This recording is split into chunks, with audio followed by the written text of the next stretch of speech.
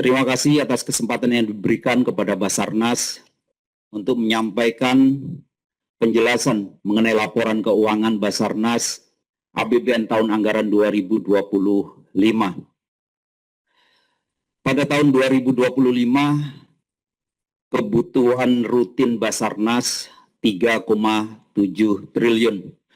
Basarnas menerima pagu awal 1,49 triliun, selanjutnya mendapat blokir sebesar 409,14 miliar. Bulan Maret 2025, Basarnas mendapat relaksasi pertama 126,98 miliar.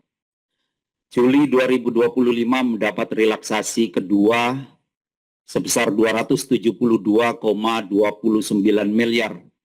Sehingga pagu Basarnas menjadi 1,48 triliun. Kami laporkan yang pertama, laporan realisasi anggaran, realisasi PNPB sampai dengan 31 Desember 2025 sebesar 18,23 miliar, terdiri dari penerimaan kembali, belanja pegawai, barang modal tahun anggaran yang lalu, pendapatan denda penyelesaian pekerjaan pemerintah, pendapatan sewa tanah, gedung, dan bangunan, pendapatan layanan pendidikan atau latihan. Realisasi belanja negara sampai 31 Desember 2025 sebesar 1,48 triliun atau 97,87% dari alokasi anggaran sebesar 1,49 triliun. Meliputi belanja pegawai 616,05 miliar, belanja barang 804,24 miliar, belanja modal 45,425 miliar. Berikutnya kami laporkan laporan neraca Basarnas sampai 31 Desember 2025 meliputi aset lancar Basarnas sebesar 108,51 miliar, terdiri dari kas lainnya dan setara kas, belanja dibayar di muka, piutang bukan pajak, penyisian piutang tidak tertagih, sampai piutang bukan pajak, dan persediaan. Untuk aset tetap sebesar 4,08 triliun, terdiri dari tanah kantor pusat senilai 984,67 miliar,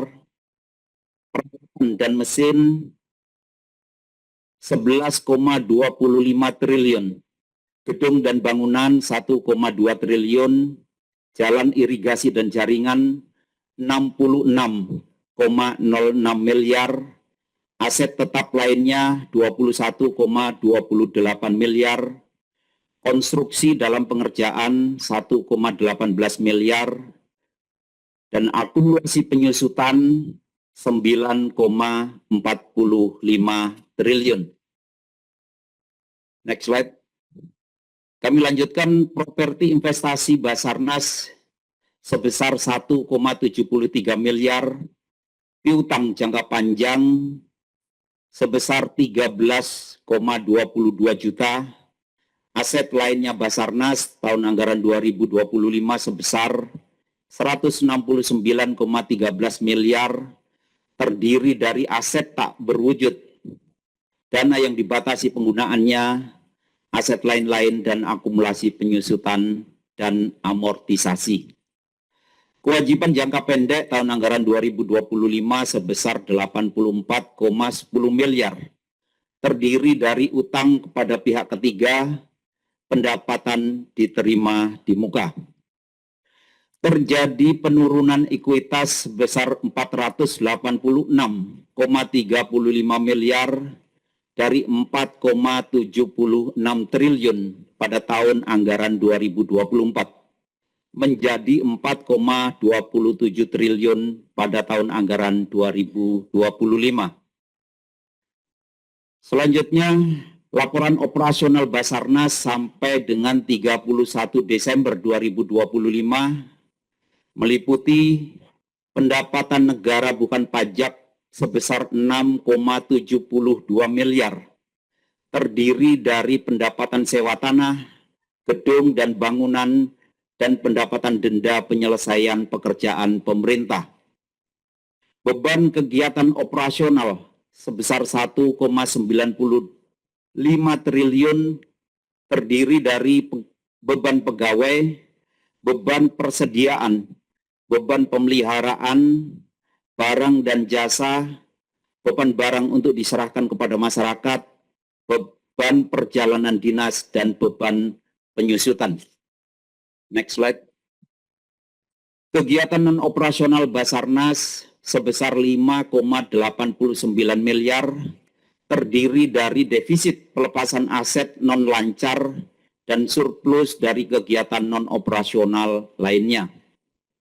Terjadi penurunan defisit sebesar 121,71 miliar dari 2,06 triliun pada tahun anggaran 2024 menjadi 1,94 triliun pada tahun anggaran 2025. Antara lain akibat dari kenaikan penerimaan PNBP dan pengurangan alokasi anggaran di 2025. Berikutnya kami sampaikan laporan perubahan ekuitas. Periode 31 Desember 2025 meliputi ekuitas awal 1 Januari 2025 sebesar 4,76 triliun diperoleh dari ekuitas akhir pada tahun 2024. Defisit laporan operasional diperoleh dari laporan operasional tahun 2025 sebesar 1,94 triliun.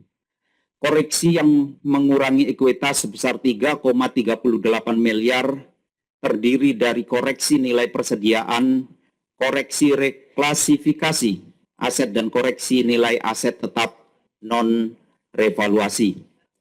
Transaksi antar entitas sebesar 1,45 triliun terdiri dari pengesahan hibah langsung tahun anggaran yang lalu dan transfer keluar masuk antar satuan kerja.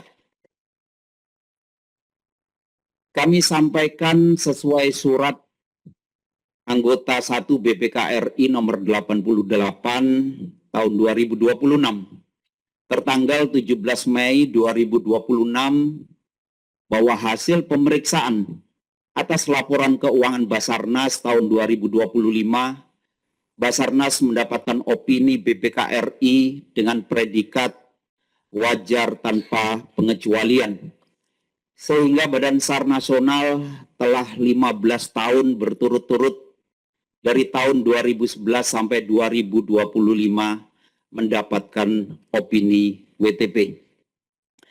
Yang terhormat Ketua, para Wakil Ketua, dan para anggota Komisi 5 yang kami hormati, sebelum mengakhiri laporan ini, izinkan kami menyampaikan update situasi yang terjadi di Nusa Tenggara Timur. Kami laporkan hari ini terjadi gempa susulan pada pukul 08.00 dan total gempa susulan sampai tadi pagi 08.00 telah mencapai 3.485 gempa susulan. Kemudian gempa terakhir dengan skala di atas 5, tepatnya 5,8 skala Richter terjadi pada pukul 10 tadi pagi. Sehingga kemarin yang kami laporkan bahwa seluruh jalan akses sudah bisa terbuka, kemudian akses listrik sudah di atas 95% sudah berfungsi, hari ini mengalami sedikit perubahan. Beberapa akses jalan tertutup longsor, kemudian jembatan juga yang tadinya bisa dilewati mobil satu persatu juga tertutup. Sehingga menciptakan adanya korban yang harus dievakuasi.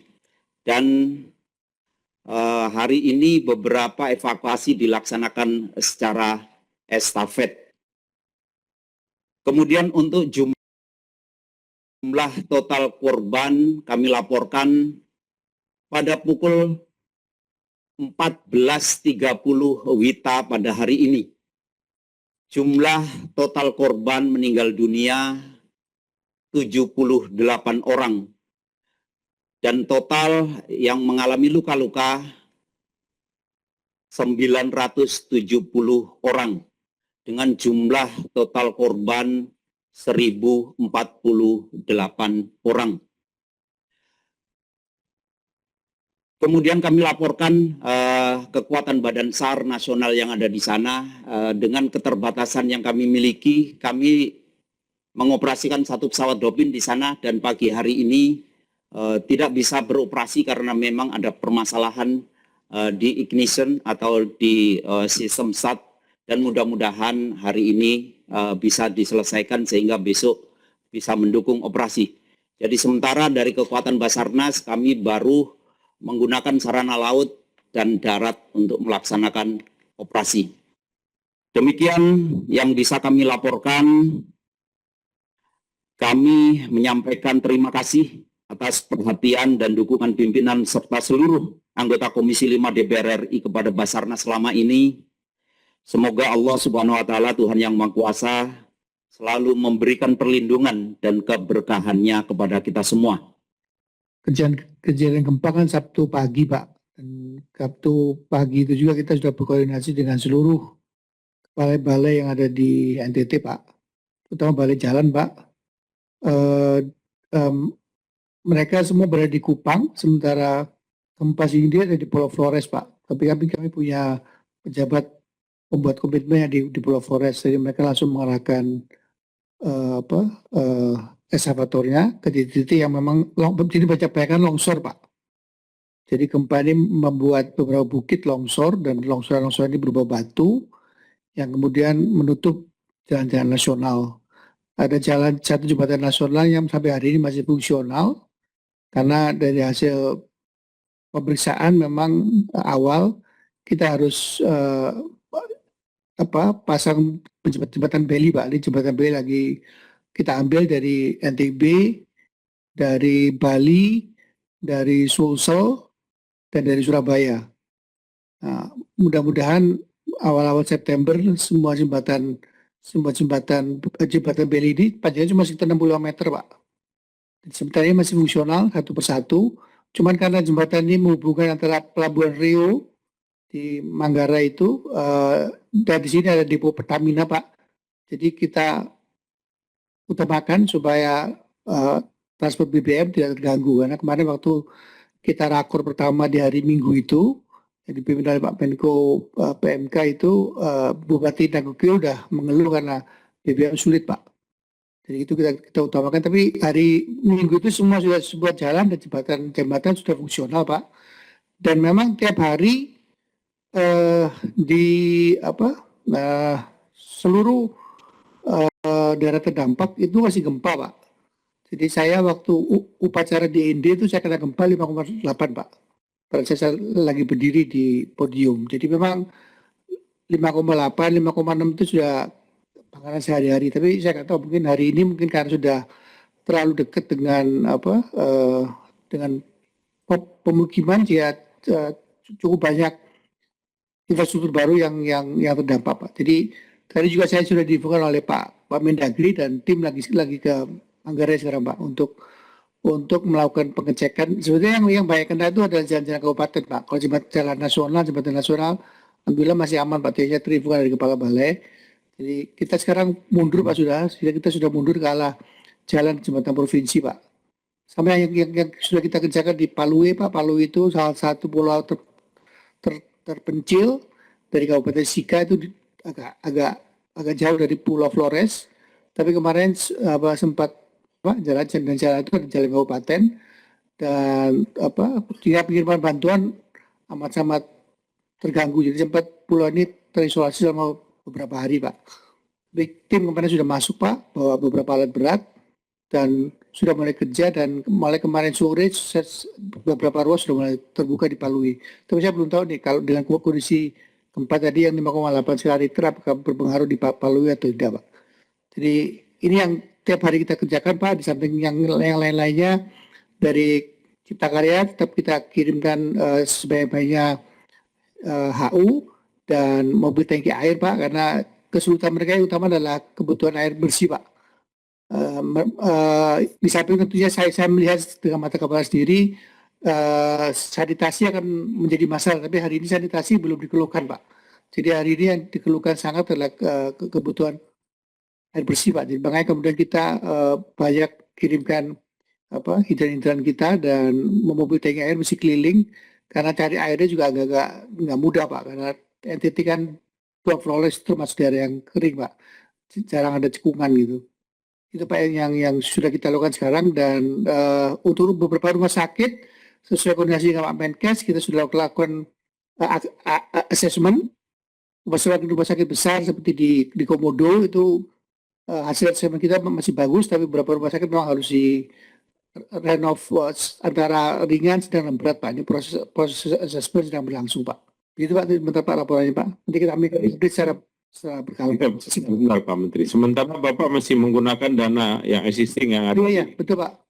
Untuk dana, betul Pak, kami sementara menggunakan dana existing karena menurut Kementerian Keuangan bahwa tanggap darurat itu harusnya dibiayai oleh BNPB, harusnya Pak.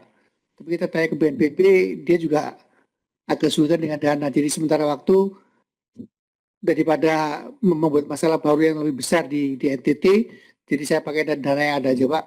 Mungkin untuk tanggap darurat sementara waktu kita alokasikan hampir sekitar 100 miliar pertama Pak. Baik, Pak Menteri silahkan saja ya, kami atas nama pimpinan dan seluruh anggota Pak. Saya yakin di ruangan ini semua setuju. Ya. Terkait dengan darurat, apa yang Bapak bisa lakukan saja di sana. Terima kasih Pak. Kalaupun harus mengambil dana lebih dari 100 miliar pun Bapak lakukan saja di sana. Kami juga dapat informasi Pak dari sana bahwa penanganan itu masih cukup berat, tantangan yang dihadapi oleh pemerintah dalam menangani bencana di NTT. Bahkan ada beberapa daerah Pak masih belum bisa diakses ya. Dengan belum bisa diakses berarti bantuan belum bisa datang Pak. Kemudian saya kasih masukan Pak Menteri. Kemarin kita di Sumatera, persoalan kita tempuh hari kan air. Saya kunjungan ke sana. Karena kalau kita bikin sumur itu kan harus pakai skala tertentu. Akhirnya kita pakai sumur sederhana saja. Yang penting air ngalir aja dulu, yang penting dapat. Mungkin di NTT ini salah satu juga cara Pak yang bisa kita gunakan. Pakai sumur, sumur bor sederhana saja. Yang penting air bisa ditemukan. Itu menurut saya bisa. Saya pengalaman kalau di tempat saya di Kalimantan Pak, kita bisa dengan alat yang sederhana itu 1-2 hari itu satu sumur sudah bisa jadi. Jadi ini sudah cukup bisa membantu Pak. Jadi saya rasa itu sekedar masukan saja Pak Menteri. Sekali lagi kami tegaskan, kami dari Komisi 5, Pak Menteri silahkan saja nanti tangani sebisanya dari anggaran yang ada. Kami pasti akan setuju ya untuk kemanusiaan ini Pak ya. Daripada kita saling tunggu, Bapak tanya juga BNPB, duitnya juga tidak ada. Lalu siapa yang mesti memperbaiki situasi yang dalam keadaan darurat ini? Jadi monggo Pak, kami support. Terima kasih Pak Menteri ya. Kami juga setelah ini mungkin baru rapat nanti tanggal 1 kita Pak, karena memang itu wajib untuk kita ngesahkan anggaran tahun 2027. Setelah itu kami mungkin tidak panggil-panggil Pak Menteri lah, biar Bapak fokus dulu menangani di Nusa Tenggara Timur ini. Demikian Bapak Ibu sekalian.